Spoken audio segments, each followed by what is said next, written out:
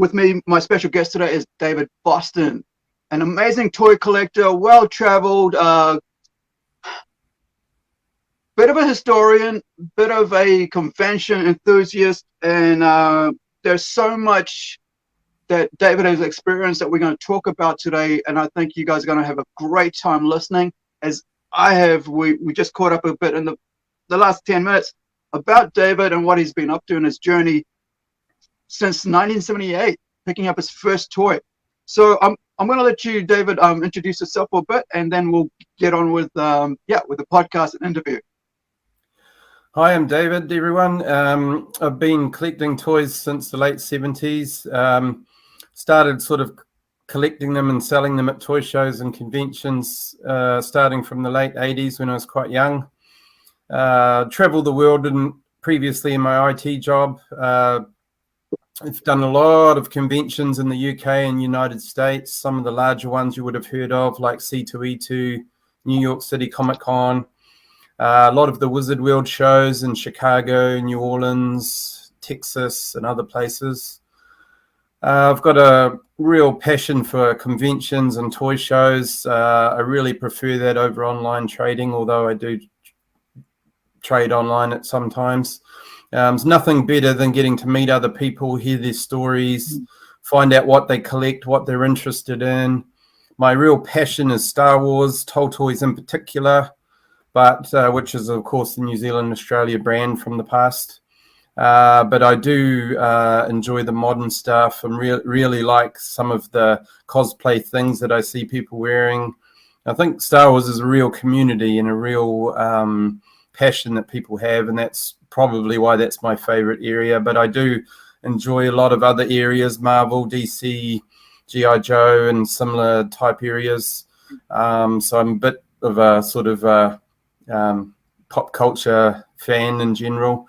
I have been to a lot of different places in America, and I guess I'll talk with Aru about that as we go along. And yeah. Awesome. So let's start with, you got your first, toy in 1978. How old were you then? This will date me a bit. I was 6. Well, I was 5. So we're pretty close in age. So you're 50, yeah. I'm 49. So, I didn't get into it until years later, decades later. But I mean, was it because of toy that got you into it, or did you go to see a movie with a family? Well, the first movie, I was a bit young to go to the movies, and well, I wasn't, but I don't really remember if I did or not. But the local toy shop in Carmo in Whangarei played the Star Wars movie on Betamax every single day, and I would sit there every day after school and watch Star Wars. I think I must have watched it about 200 times. And then because I was so into it, my father built me a custom cabinet, and every time I bought a figure as they came out, I bought the next one, put it in the cabinet. And then he took me to Auckland to watch Empire Strikes Back, the premiere in Auckland on the first day it came out. And we went down and watched a midnight show when I was a kid. That's the one. Yeah, I watched it in 1980 when it came out in New Zealand. So, and the very first showing in Auckland. I think this is this is something that I think is a bit lost on sometimes with parents and relations, right? Like rallies, as we call it, where you see some child interested in something, and there is the positive side where you go, yeah, let's support that, for whatever it may be. Or on the other side, you've got the negative side where it's like, it's kid stuff, and I remember, you're talking about this and your dad building your cabinet, and that's just brilliant, because that show kind of like is this this whole parent child togetherness that this has brought together. Yeah, it built quite a bond with my parents. They were antique dealers, so they kind of got it, but they weren't really interested in toys, but they got it. And then I think I infected my father a little bit, and he started collecting antique toys, so Matchbox cars and little tin guys, that battery op guys and things like that, and robots. And he kind of got into some of the oldest 50s stuff when he figured he could get away with it. So he had a little room set up with all of his quote toys in them, and it's led me to so many places. I mean, I mean, things that you wouldn't really expect. I mean, being a Kiwi, and I wrote in the days you wrote letters, I wrote to Stephen Sansweet in America, and he invited me to his ranch when he was setting it up. So I kind of visited Rancho Obi-Wan in California before it was Rancho Obi-Wan, when it was just his house and some storage areas. Helped him sort out his collection, set some of it up, started setting the room up with the with everything, and then he, as a sort of a thank you, he let me stay at his house for a few days. We went into Skywalker Ranch. I got shown around. Went into the ILM studios. They were making Jurassic Park: The Lost World. At the time, I wasn't allowed to talk about it because it was, you know. What's ILM? ILM is Industrial Light and Magic. Industrial Light and Magic. Yeah, I always thought it was like, the reason I asked, I thought it was Light and Magic. I didn't realize it was Industrial Light. That George Lucas set up and after he made Star Wars, because he needed a crew of people to do the special effects, and because it never existed before Star Wars, he created it himself. And so they work out of the ground floor of one of the main buildings at Skywalker Ranch. And I got to walk through and look at all the computers and then look at them doing the graphics for The Lost World. We walked out in the grounds and they had some of the backdrops for The Lost World. They filmed some of it at Skywalker Ranch. Got to see a lot of the props. I went into the boardroom in George Lucas's office, got to hold the little golden idol from Indiana Jones, actually held it. It was cool. Wow. Some of the stuff from like Tucker, Howard the Duck, some of that stuff was kind of around the room on display. I wasn't allowed to go into the archives and handle any of the Star Wars costumes, unfortunately, but I could. They kind of showed me where the building was, and it had security guards and big padlocks, and it was pretty well guarded. So, but I went through the whole facility. Got to go to the employee store and met Steve Sansweet, of course, and a lot of the other executives at the facility. So that was really fun. When was and then this? Just some of the people the other super collectors that I've met around the world on various occasions. People with absolutely amazing collection. You wouldn't know. You go up to their house and it just looks like a regular house. You go inside and it's a bit like the backdrop behind you. You'd go in and you're just blown away by the amount of stuff that they could fit in a really small room. And I met a man called Richard Bucher, and his house just looks normal. You go into the basement. Star Wars that spans from 78 to now, and the whole thing is kitted out with props and vintage, and it's just amazing that the people are. And I know a few people around New Zealand, same thing. You wouldn't think that they would be a big collector. You go into their property, and oh my goodness. Yeah. So you went and saw Stephen Sansweet. When was this? It was in the late 90s, about when he was first sort of creating his personal collection.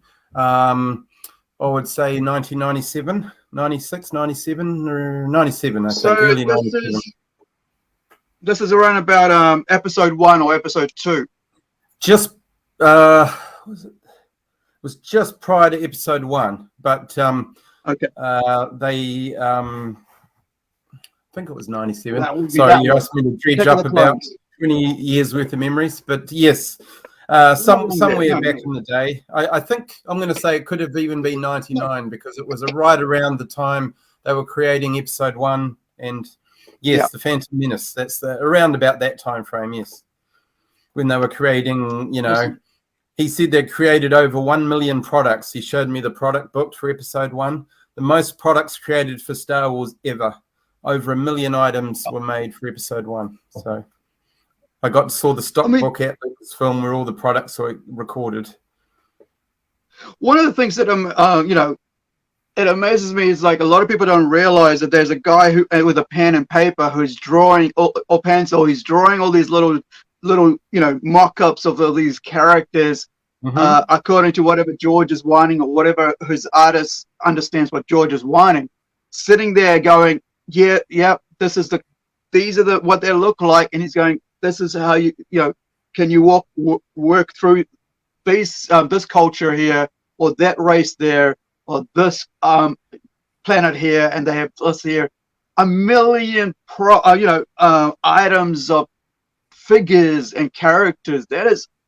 That's amazing, to just think that this is something minor that one of his animators created for him, like say for example the character Aura Singh, a minor character.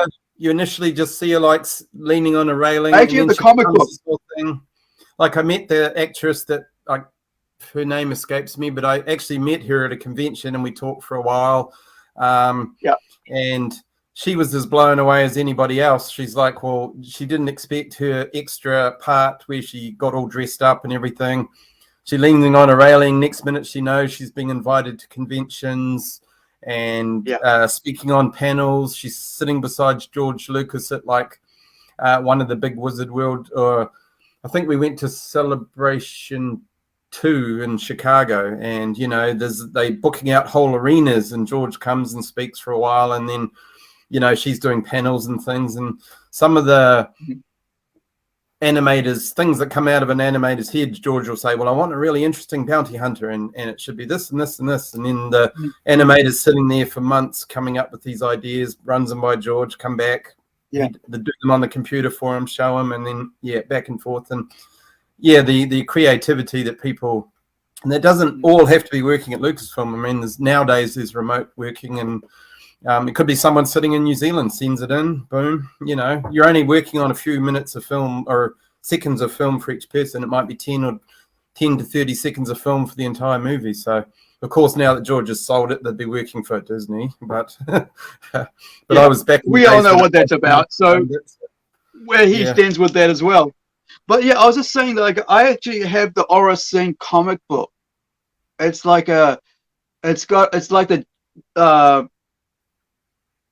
a limited series where it's actually gold embossed cover, and I didn't really, personally, I don't know that much about specific characters from that universe. I'm a fan. I collect a lot. Over here is my little stand. Sorry, to where that is. Yeah, right over there is my little Star Wars stand. I have the old mask and stuff. I have the old Darth Vader voice changer and all that costume. I have the onesie. I remember that. Yeah. The onesie costumes. That cost me $50, like about in 2014 when I was setting up my comic shop here in Whangarei. And there's like, recently I bought this because I just thought it was a great little piece of work. I don't even know, it's a speed racer. I don't even know which model it is. You probably know better than I do. I don't actually I don't actually recognize that one either. Yeah, so it's just such an amazing. It's just such a broad range. I mean, Star Wars is pretty much the epitome of toy collecting. It's got the broadest range of action figures, vehicles that ever existed for anything. In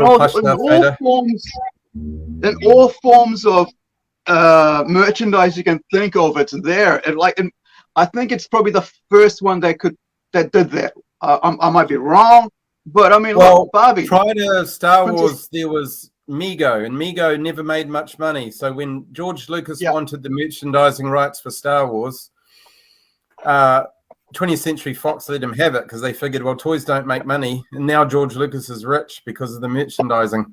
That's really what made him a rich man, is the merchandising rights to the toy line. And he had the genius idea of making the figures smaller, and the rest is history, pretty much. Now all modern action figures come off of the Star Wars line from the 70s, because prior to that they were blown plastic and horrible. Oh, I see. So you're saying that they were like about yay big, but then he miniaturized them to be smaller. Yeah. Okay. They were more functional, easier to make. More prior to that, the Mego toys were 8 inches tall, and a lot of them were blow mold plastic, which was less robust and a bit more fragile. So he dropped them down to what, 2-inch, 3-inch figures? The height is 3 3/4 inch was the benchmark. So a human, 6-foot human, was miniaturized to a 3 3/4 inch, and then everything works off of that scale. So of course Vader was taller, R2 was much smaller, and so on. Oh, I'm just trying to get a ruler just to try to figure this out. So see how 3 3/4 inch. 10 centimeters. Are we talking about 10 centimeters? I'm not sure on the conversion of inches. I haven't got my ruler with me, but that was what, because it was American, that's the American scale is 3 3/4 inch. Yeah, I think, well, but here's the other thing. Like, you know, I bought this for $40 a couple of years ago, like maybe 2018, as a gift. And then I looked at it and I thought, no, this, you know, I'm, you know, Barbie doll. I'm not really into the Barbie, but it's Princess Leia. So I'm going to hold on to my Princess It's the original 1970s Princess Leia. Yep. Yep. Sold in about 1978 or something. So that's, you know, you're going on 44 years old there. So this is, sheesh, is not the helmet. The helmet is from something newer, but yeah, she's original. Looks to be the original 70s Leia. Wow, I didn't even know that. It's hard for me to tell on the live feed, but it appears to be. Yep. With the hair and everything. So I mean, this is, you know, you can see how like everybody got in, like, because of the genius of Lucas. You know, everybody, he was able to license all this out. I mean, like, the Lego toys alone, you know, are, you know, they're like almost like an investment thing right now. It's like, I mean, it's $1 billion industry, Lego. I mean, you've got TV shows and a lot of background and history to that. So, I mean, George Lucas revolutionized toy collecting and made it something that's acceptable to adults. I mean, too much prior to Star Wars, adults didn't collect collectibles. You know, you didn't ever see people collecting toys. There you go. I mean, Lego's on everything now. So, I mean, but Star Wars really revolutionized the collecting industry and toy shows. And once Star Wars came out, I mean, that's kind of not long after the comic, a lot of the modern version, what you consider to be a Comic-Con now, really, that helped develop a lot of the other things like Marvel and DC, and really brought sort of it out of people's basements and attics, and really became a more mainstream thing where you see it in people's houses now. So, and okay, so I mean, it's kind of like, I mean, like, for me, like, I didn't get into sci-fi. I didn't even, like, as a kid, from 7-year-old, 8-year-old from Fiji, only thing I knew about movies was Bollywood, and Bollywood had nothing but like drama action. There was none of that. But I do remember there was a movie that was supposedly based in Nepal and Tibet, where it's kind of like a James Bond kind of Bollywood movie way back in the early 80s. Might have been actually late 90s. Oh, sorry, late 70s, just after Star Wars had come out. Now, there is a character, a villain in this movie, which I have no idea what it's called. We used to watch it on videos in Fiji at private homes. So it has this guy eating a frog. It is because Bollywood has a tendency to copy Western films and scripts, but make it their own. So there has this Jabba the Hutt character who is sitting on a throne in Tibet at the top of the mountain in his castle, where he's actually shoving frogs in his mouth, just like Jabba the Hutt. And that's the only thing that I know where they've actually used Star Wars as a reference, character, as a reference, because they've done it quite a few times. They've used Matrix, they've used a lot of similar action movies like that. But for me, I got into sci-fi by, I think it was a Saturday visits to my mum's friend's place back in the early 80s when we moved over to New Zealand. You know, in Morawa, sitting down and watching TV while my mum has a gossiping session, talking session with her friend, and I'm just stuck to the TV watching Star Trek. So that's how I got into Star Trek and pop culture. I mean, into sci-fi and pop culture. And now I'm a sci-fi writer, right? I'm writing comic books and all this, creating all these universes because of this influence on myself. I mean, later on, I mean, I got into all this other things because that's part of what, you know, if it's sci-fi, it's sci-fi, and it's part of that.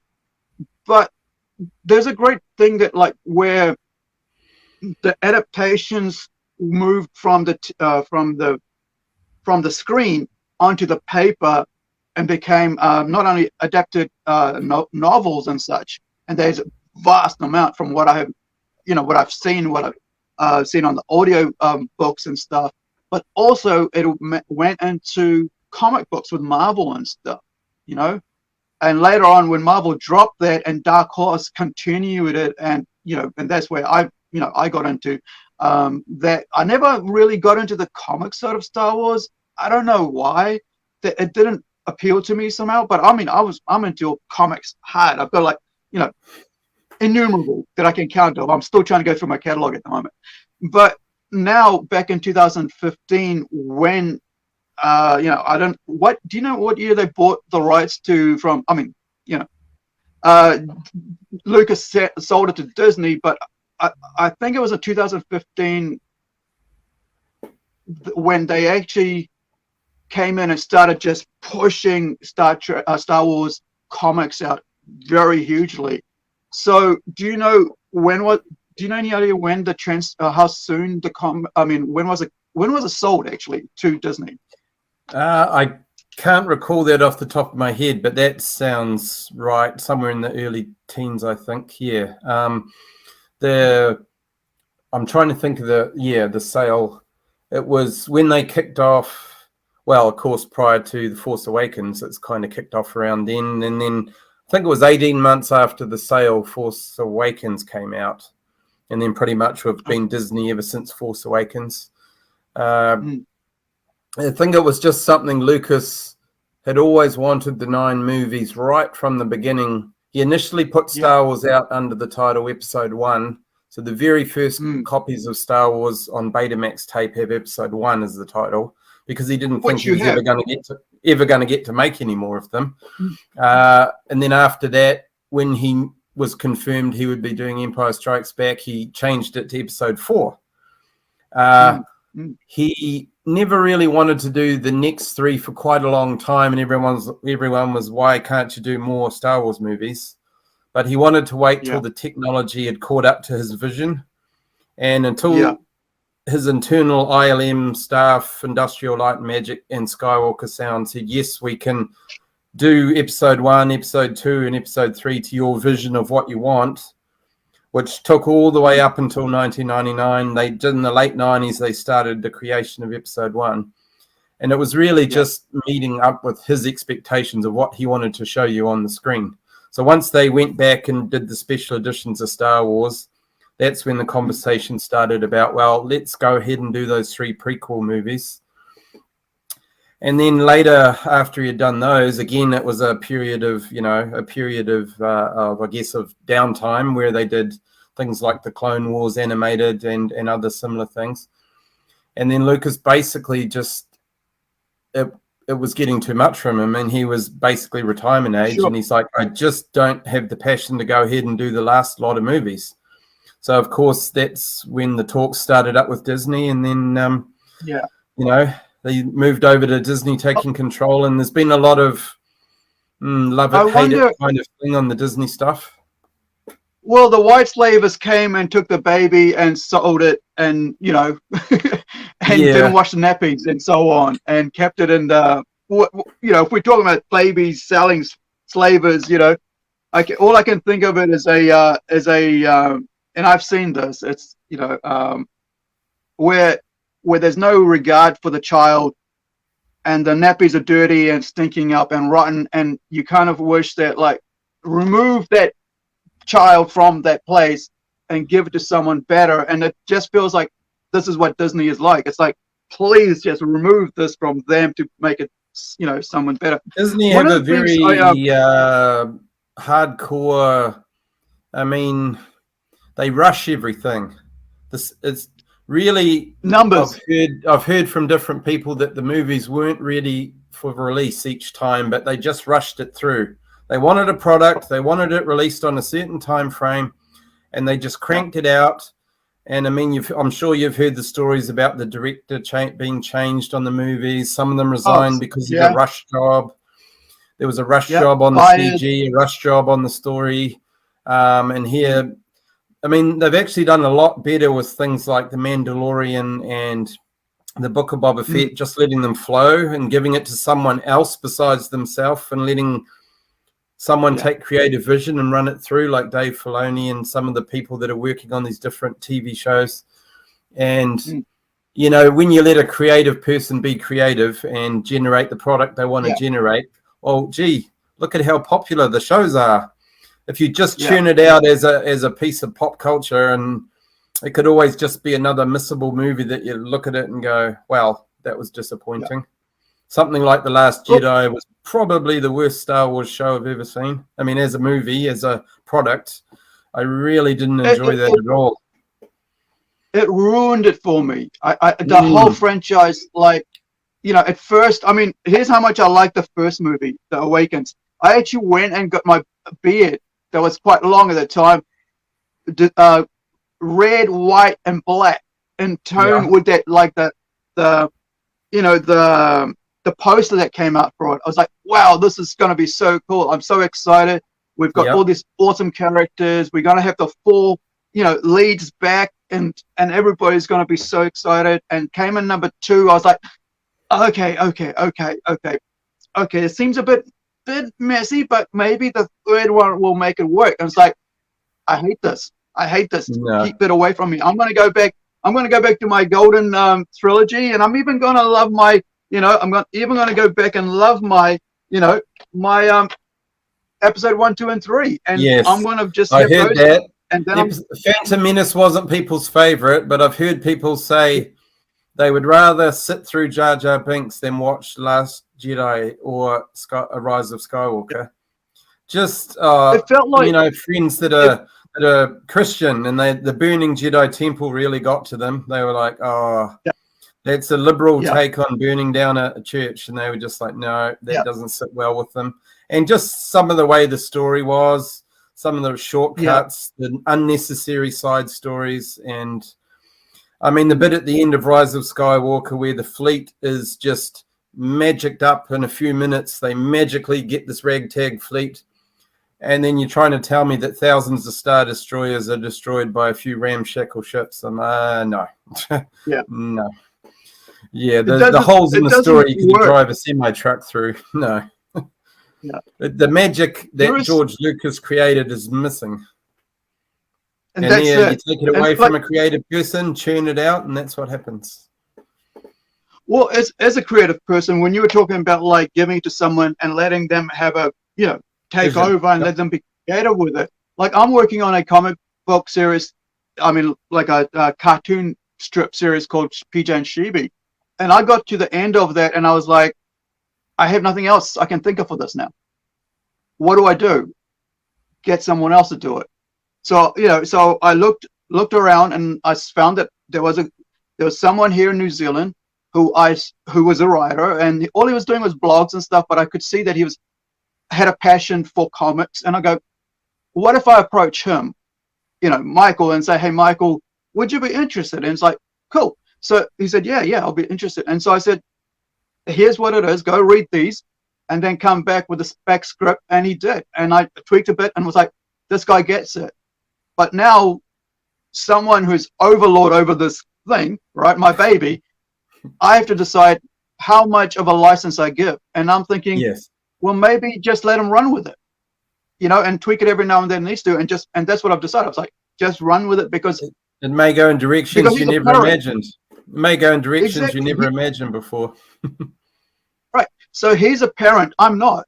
I used to be married. I'm single now, but he's a parent. He has children. So because there's a father and a child family unit, he will be able to tell stories that I won't be able to come up with. Sure, I have family members who are children who I love like a father or uncle mainly, but the story would come better from someone who has that raising of children from Exactly. baby onward to teenager, and to be able to write a better story than I would.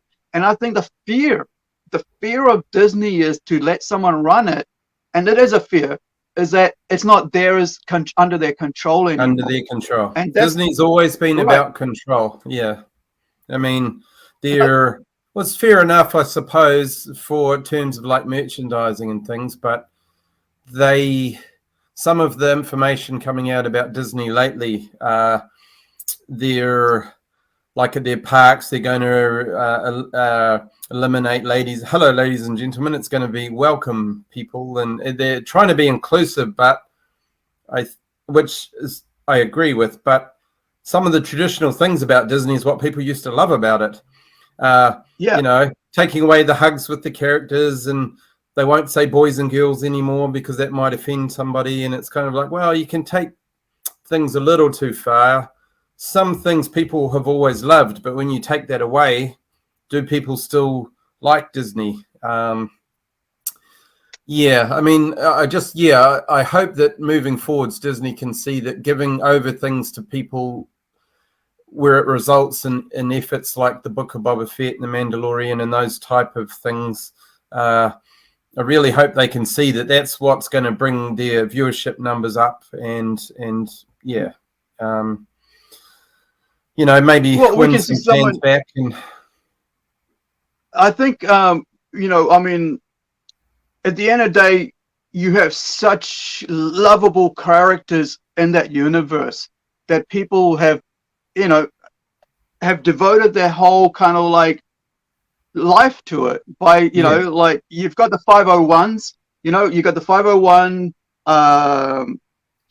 is it Clone Troopers? Yeah. 501st Legion, Imperial, generally Imperial troops, so vintage Star Wars stormtroopers, Imperial officers, and most of their costumes are movie accurate, and they have different outposts where they have, in different areas, Chicago, New York, and across the world, they have different outposts which people belong to. And it's kind of like a camaraderie thing. You can go along, and something constructive you can do and cosplay on the weekends, or they go to events like all the Comic Cons.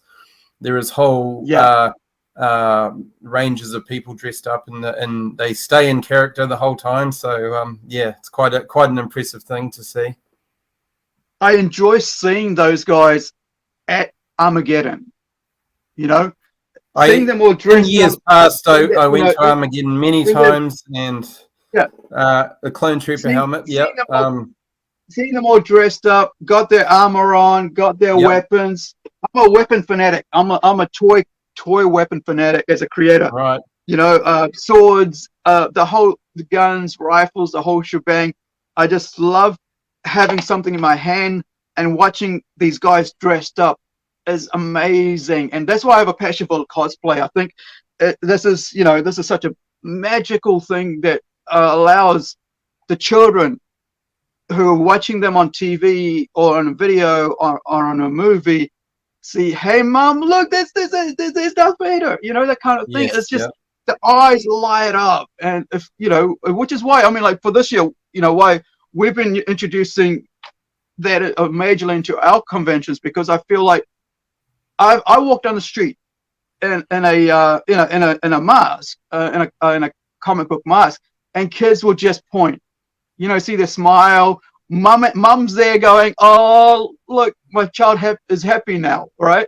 Because maybe he was crying, or she was crying, or getting a bit upset because she's running around in the heat, whatever, in the pram, and suddenly you've changed the mood because you're dressed up, because you're just trying to be having fun with your day. Well, I mean, cosplay has been around for a really long time. The first thing I can ever remember was in about 1980 in Carmo. The businesses in Carmo got a person dressed up as Darth Vader, and he walked up and down the street in the middle of the day. Yeah. And I got pictures with a full-on professional level Darth Vader costume, and I got pictures when I was 8 with Darth Vader in the main street of by the toy store. So yeah, I mean, and then it was cars were stopping in the street, people were hanging out the window and looking, and yeah, I mean, it was a real event back in those days. But now, of course, you know, you can see it more frequently at more different places and more events, and I think it's a bit of escapism and just a way to be creative. And I mean, maybe you're not a comic book writer or an artist as such, but you can put your creative skills towards creating and maintaining a costume, and just a bit of escapism for an afternoon. Come along to PlungeCon dressed up as your favorite character from a movie, and and it's very it's a way to be inclusive and participate without having to have a stand or a stall or something. And exactly. And it's like, I mean, there's the thing. So like for the first time, we've actually have a cosplay coordinator this year who's dressed up as one of my characters, Incredible, who has been, who designs her own costumes, who's involved in magic, who's involved in the New Zealand created card game, trading card game called Flesh and Blood. She, I watched a couple of videos and posts that she's made about awarding people in the Flesh and Blood community with collectible cards and stuff. And I think having someone local who's such an enthusiast and there's so, like you said, it's a magic. I think, like, I remember seeing the Knight Rider car kit come to New Zealand in the 80s at the winter show.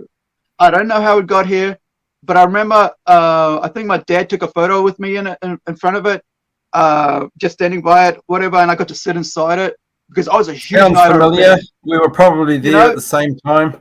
Sounds very familiar. It's like, I mean, you look at these things in the background of your picture. I have such a terrible memory, too many head injuries.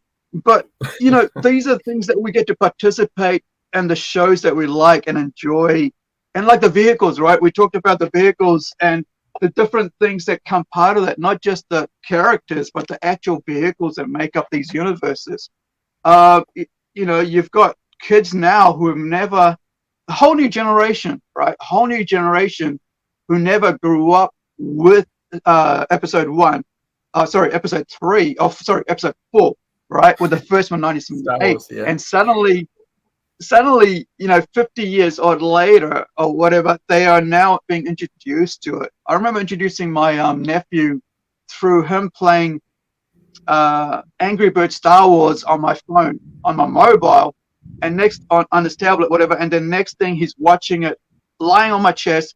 And every time I'm babysitting him for 3 hours, we're watching Star Wars. Every week, every couple of days, every week we're doing that. And now, he's writing the stories. Now he's drawing his own comic book styles. He's coming with his own artwork, his own stories about whatever thing. And this is the magic of introducing someone into this universe. And then maybe someday they'll be introducing their own children into it, and so on. And you have a whole new generation of pop culture enthusiasts, Star Wars fans. So let's talk about toys, and where all the things that you collected over the years. Well, predominantly my interest has always been Star Wars. Being that we live in New Zealand, a lot of focus on tall toys. Bought them, sold them, still have a lot of them over the years. Always things that overseas people always loved, which I would trade them and buy them and sell them to people overseas, because I like to share the New Zealand culture with other people. It was different to them, the little tiny country with, at that time, about 3 million people, and it was very exciting for them to get something in the mail. Or I sold took a lot of things to Stephen Sansweet in America, and they're in his Rancho Obi-Wan museum that he has, and there's a lot of things there of mine. some of the super collectors around the world, like say Duncan Jenkins has bought some things from me. I've sold a lot of stuff to people around New Zealand. Some of the people like I think Brodie Walker that runs the Toll Toys Facebook page for New Zealand. Some of the other people, Paul Monk, some of the other people around. Hi guys, hello. I have broadened out in the last few years. I used to live in America as an IT consultant, and we used to go to New York City Comic Con, C2E2. I'd broaden out into other areas: Magic the Gathering, comic books, game books, Dungeons and Dragons, miniatures, action figures, G.I. Joe, movie toys, horror film toys. Yeah, I mean, anything and everything that I found interesting or exciting or creative or visually impactful. And I had a friend in America that I used to work with a lot, and he stores stuff for me. So from time to time, we'll go and do a show somewhere. We traveled all across America, usually by road, and just go to different places and do shows. And half of it wasn't often not even making any money. It's just to meet the celebrities, be part of the event. Yeah. I love going to the artist alley, meeting all the artists, whether they were working on CG, visuals, hard copy. I love meeting all the Magic the Gathering artists, some of the original artists like Mark Poole, Christopher Rush, Doug Schuler, some of the newer artists like Stephen Engel. And yeah, I mean, for me, the Comic Cons, the artist alleys and those type of things, that's some of the most exciting stuff, because you get to meet and talk to the people that create things, and they've got stories behind the artwork and the comic strips and the visual effects, and you get to talk to them and what they're about and what they were trying to achieve. And sometimes the product they produce is different to what they started with. And yeah, I really recommend, if you go to Comic Cons, to visit and speak with the artists. It's really, and if you get the chance, which not many people do, but I do as an exhibitor, a lot of the celebrities, and they're very interesting people, a lot of the celebrities. I mean, I met so many of them over the years. Some of my favorites was Lena Headey from Game of Thrones, when she was doing the Sarah Connor Chronicles. Or Mama from Dread, because that's where I love her from, because she was amazing in Dread. That was great. John Barrowman from Torchwood, Doctor Who. He's a nice guy. Another brilliant. Summer Glau. Last year, I met Summer Glau. She was recounting her trip to New Zealand with her mother to me, and how she was terrified of flying into Queenstown Airport because of the drop, when you drop over the mountains. Wow. I've met a lot of Star Wars actors, directors. I met Gary Kurtz, the director of, I think it's Empire. I met a lot of the actors from all the way through, from actors from original Star Wars movies through to the sort of episode 1, 2, and 3 actors. Spoken with them, met with them, had a drink with some of them.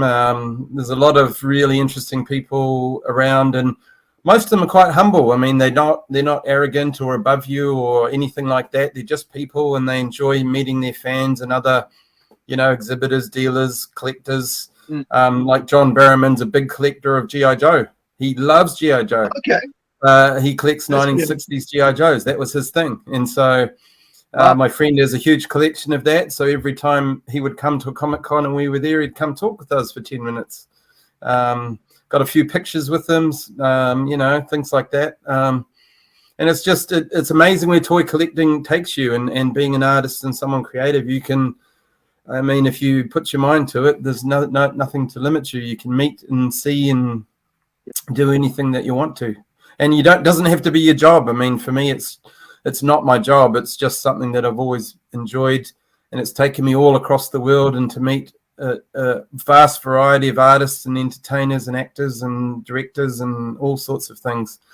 And it's not something I normally brag about, but just for you, Iru. So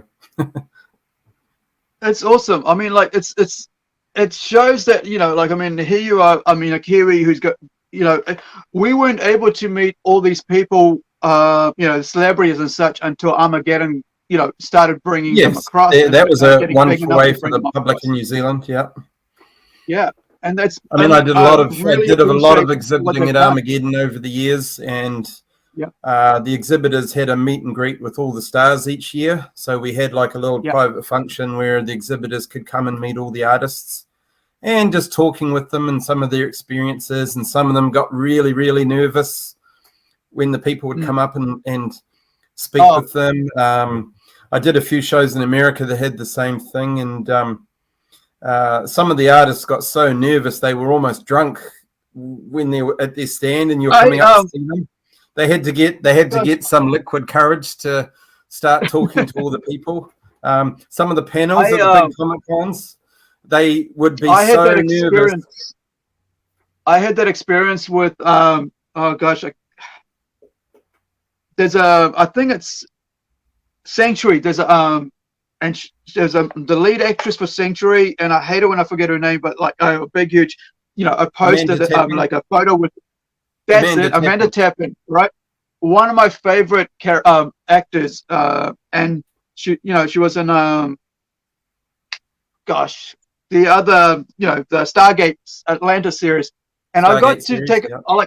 I just, so I'm like standing next, so because I know they're going, like moving through all of us really quickly because they want to get the photos. There's 100 people behind me, right? Maybe 50 onwards, and there's 50 in front of me previously. So I'm just there. I walk in, and I'm like, I'm gushing. I'm like seriously gushing because I'm meeting Amanda Tapping, who, you know, I've watched all the things that she's in because she's a great character, and a great actress in every single character she does. So I'm like, she's like, hello. And I'm like, hi. You know, my voice is, you know, as it does. Yeah. And I'm like, hi. So she's quite tall. So, you know, and she's like, hey, how you doing? I'm like, I'm good. I'm like, you can see my mouth, like my, you know, my smile's like up here, like, you know, chase a cat type thing. And I'm like, yes, my eyes are blowing up. And I can understand that sort of like, you know, and I've met a lot of people over the years, but I mean, just suddenly meeting the person that you actually admire so much, you suddenly become very small, even though they're not trying to make you feel small, because your admiration for their work, you know, overwhelms you. But the other thing is that, like, you're right, most of them, they're very humble, and I felt like she didn't think of me just another number, getting a photo and off you go. She actually made sure that I felt, you know, I was, Yeah. you know, I felt special in that moment. But just a connection, like it was very, about 30 seconds or something, and I thought it was, you know, click, get my photo taken, off we go, pay $40, later on collect it and we go.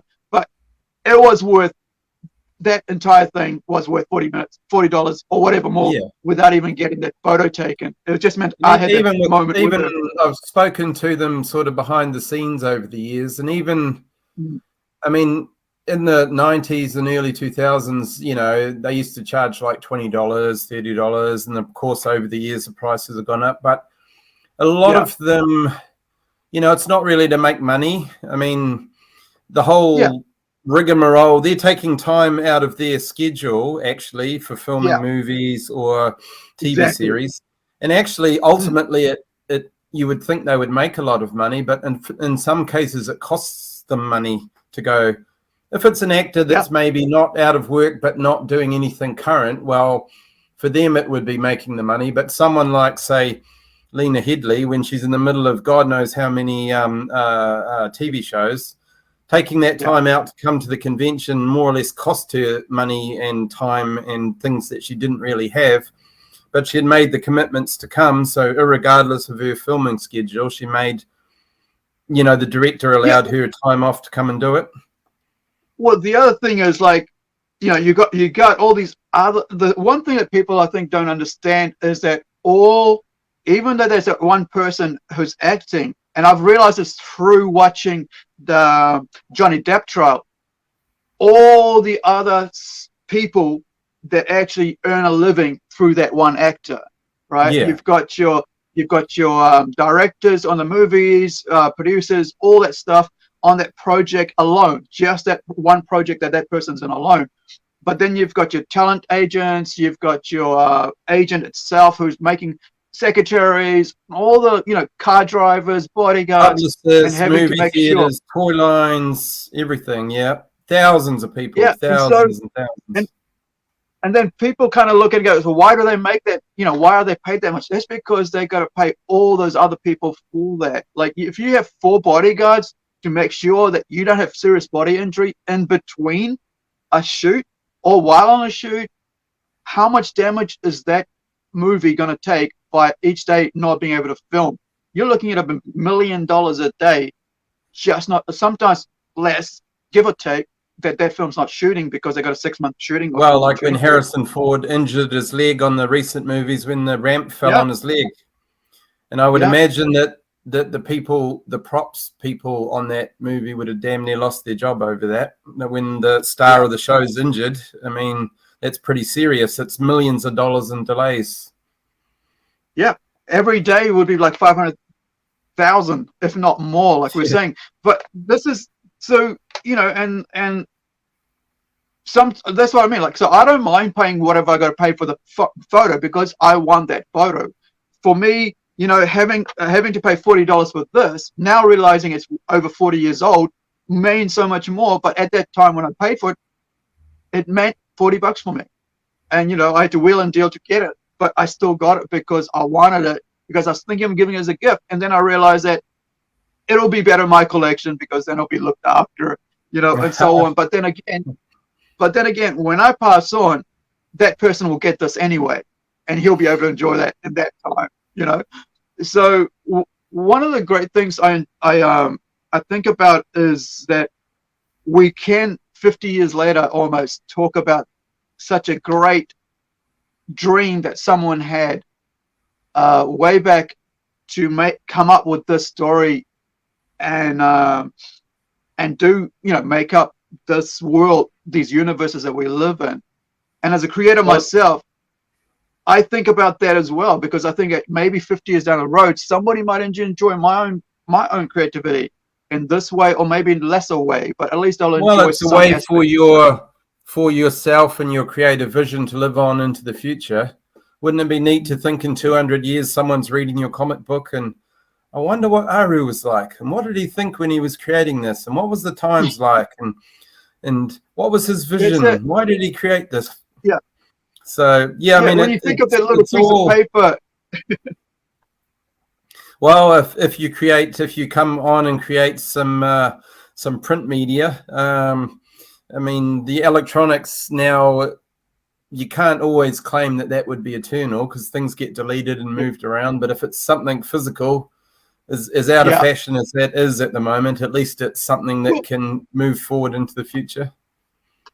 This is the thing. This is why, like, I'm a big not a promoter, advocate of physical media, because I think that when you lose, like, I had a conversation this week, right, with one of my artists, and the conversation was, well, if you're giving away free digital comics to people to read online,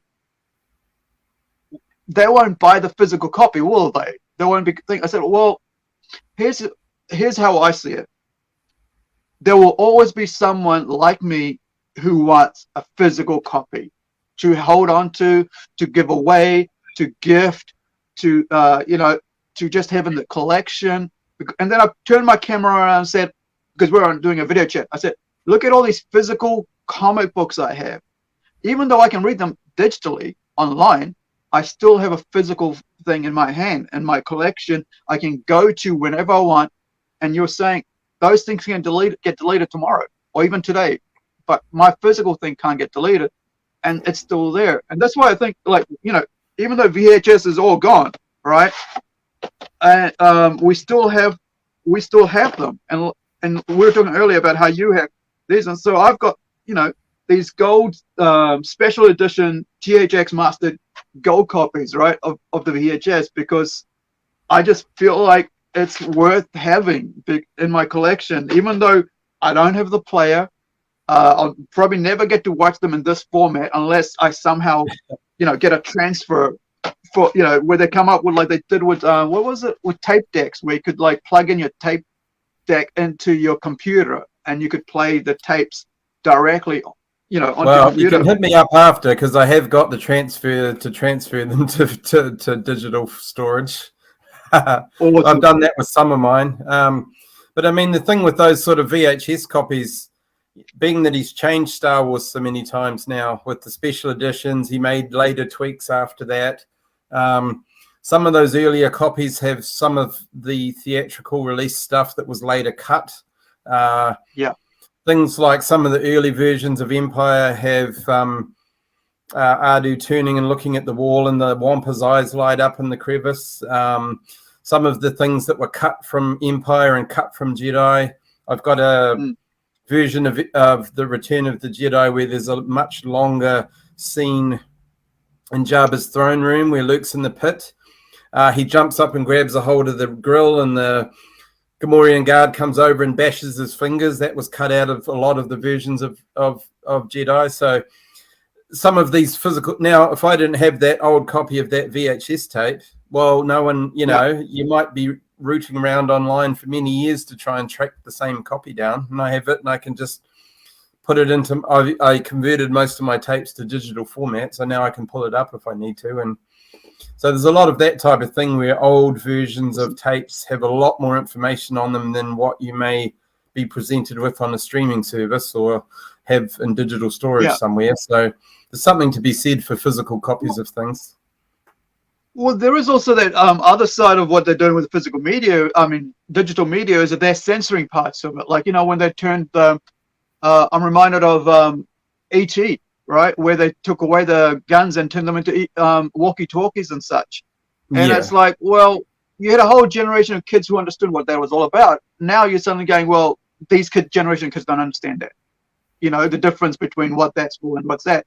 And now you're trying to, you know, make people think something that wasn't there is something else. And I think that sort of censorship is why I actually want physical media, because I don't want to have censored media in my hand, you know, to watch. I want to have the physical, the way the director thought of making a movie at that time as a creative person. I think, well, this is my vision, this is how I want it.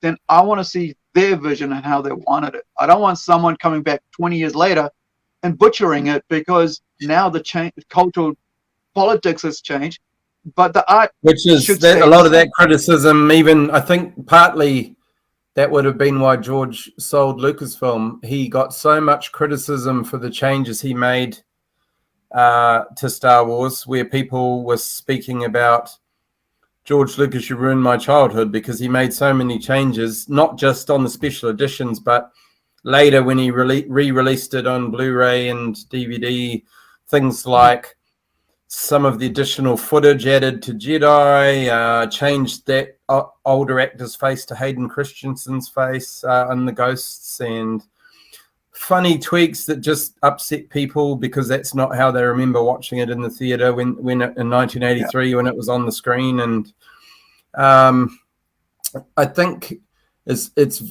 people like to jump on the bandwagon now without knowing the full story behind things, or what things were, why they were that way at the time they were released in the 80s. It was totally different to now. I mean, this whole tech revolution's only really been running for 40 years, maybe. I mean, a lot of people that are younger than you and I don't remember before cell phones, before texting, before Snapchat, live streaming.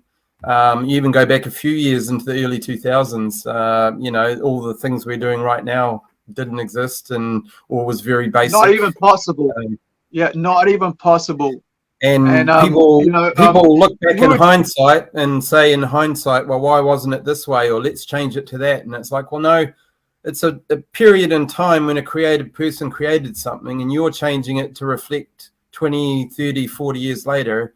That's not what it was about. It was a product produced at that time with the values and the time in history it was produced, and making a change to it because of some current PC thing that's happening right this minute, like the walkie-talkies and ED. It's like, well, you're defeating the purpose of the original creation. It's not what the director or person that made it at that time was. It was a social commentary sometimes at the time.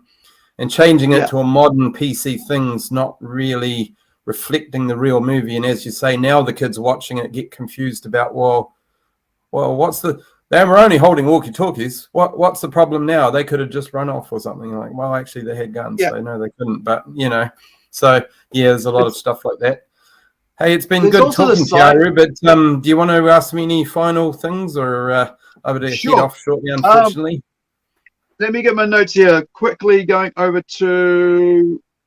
Right, let's talk about the other side of things. We talked about, like, you know, we talked about the Star Wars stuff, and you touched a bit on, like, on G.I. Joe. And what else are you, you know, have you been really passionate about as well as that? Because you're a huge pop culture fanatic, right?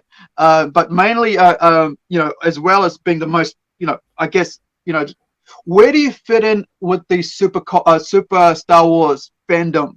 Because you've met so many big name collectors and so on, legends, I would say, who are enthusiasts about Star Wars. But where do you, in that echelon, do you, you know, where do I fit in? Well, I guess, as I say, I'm not really a huge self-promoter. So I guess I know a lot of people. I've met a lot of people. I've been part of their worlds in one way or another. I find a lot of things for people. My philosophy is not always having it. I don't have to have it and display it all the time. My philosophy a lot is to help people with their collections.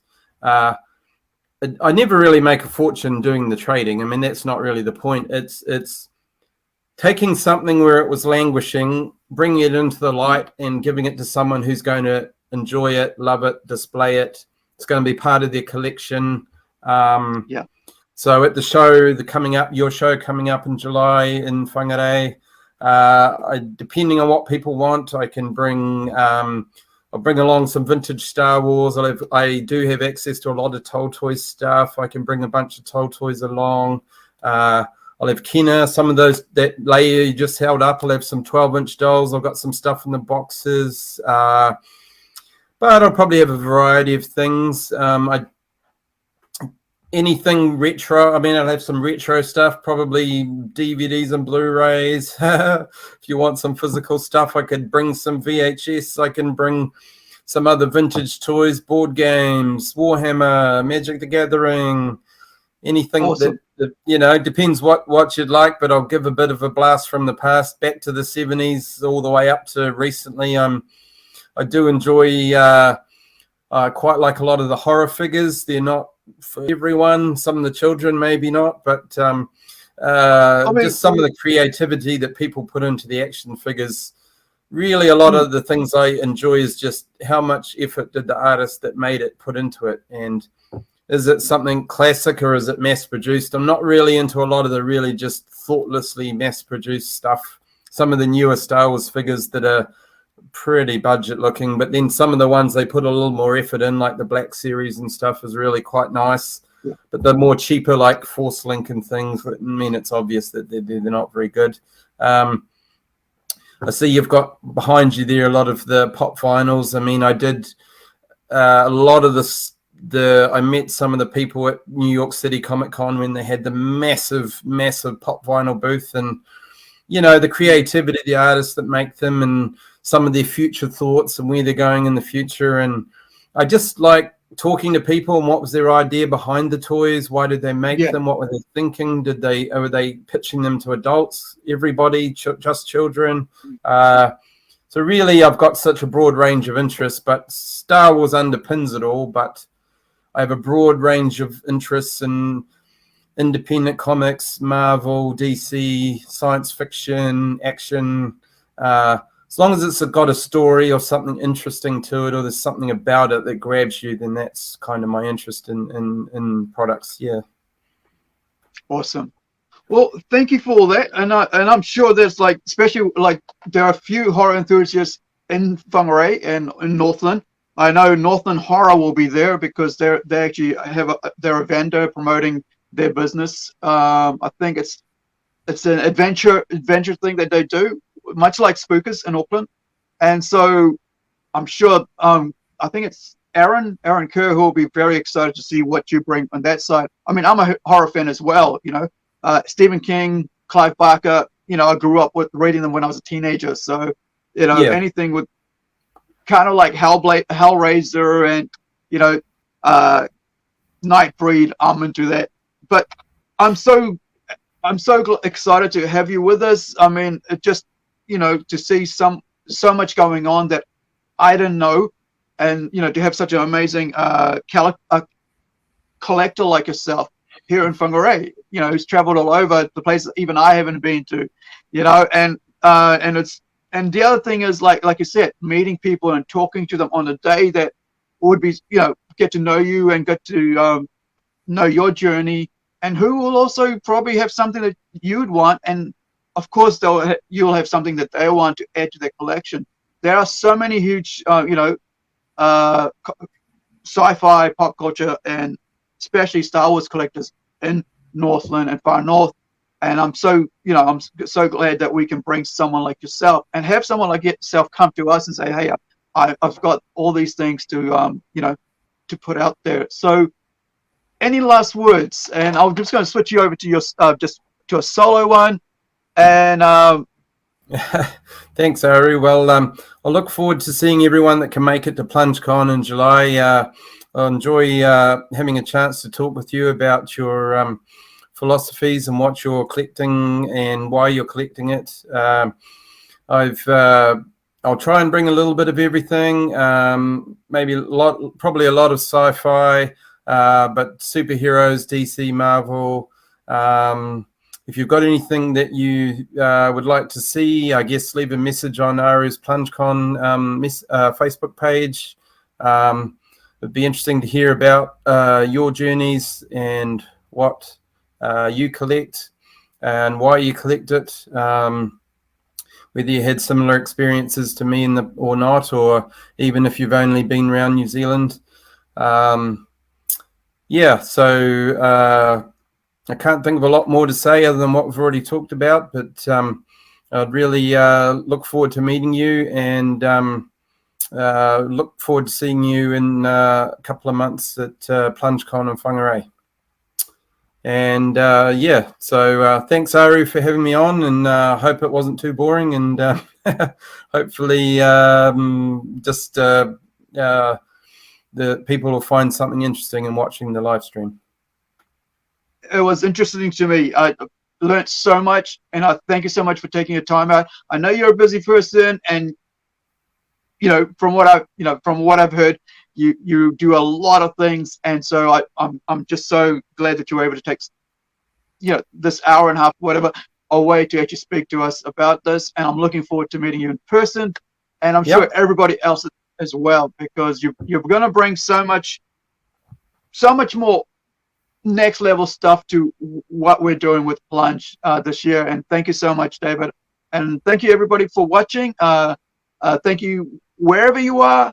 Be well, be safe. Ka kite anō. We'll see you next time. All right, bye everyone. Bye, Ari.